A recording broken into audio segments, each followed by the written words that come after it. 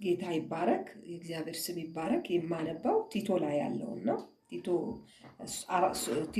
3:4 ላይ ቁጥሩ 4 ላይ ያለው ነገር ግን የአዳኛችን የእግዚአብሔር ቸርነትና ፍቅር በተገለጠ ጊዜ ስላደረግነው የጽድቅ ስራ ሳይሆን ከምሕረቱ የተነሳ አዳነን።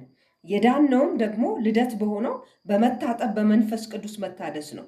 ይህንንም በመንፈስ እግዚአብሔር በአዳኛችን በኢየሱስ ክርስቶስ በኩል በእኛ ላይ አትረፍርፎ አፈሰሰው። ይኸውም በጸጋው ጸደቅን፣ የዘላለምንም ሕይወት ተስፋ ይዘን ወራሾች እንድንሆን ሆነ ማለት ነው። ወራሾች እንድንሆን የምን ወራሽ? የመንግስተ ሰማያት ወራሾች እንድንሆን አደረገ። ስለዚህ የእግዚአብሔር ቸርነት ፍቅር እግዚአብሔር በኃጢአት የተወደቀውን ሰው ሊያጠፋው ባለመፈለጉ የማዳን ስራ የሰራበትን ምክንያት የሚገልጽ ነው ቃሉ ማለት ነው። የእግዚአብሔር የማዳን ስራ ከምሕረቱ የተነሳ አዳነን። በሰው ጥረት ሳይሆን እግዚአብሔር ከምሕረቱ የተነሳ ነው ያዳነን። የዳነው በምሕረቱ የተነሳ ነው። ምሕረት በስቶልን ነው የዳነው ማለት ነው።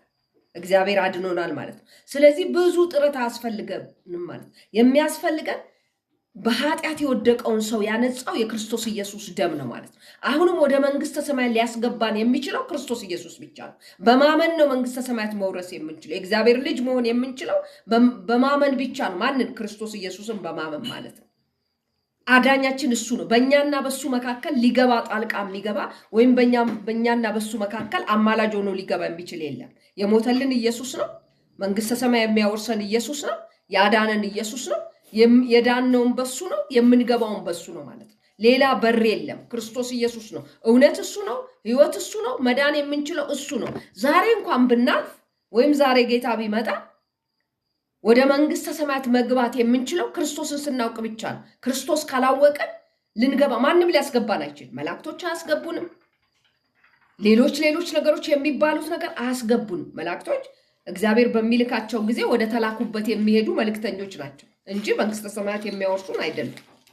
እነሱ ሲላኩ ከሰማይ እግዚአብሔር ሲልካቸው የእግዚአብሔርን ትእዛዝ ለመፈጸም የሚመጡ ናቸው።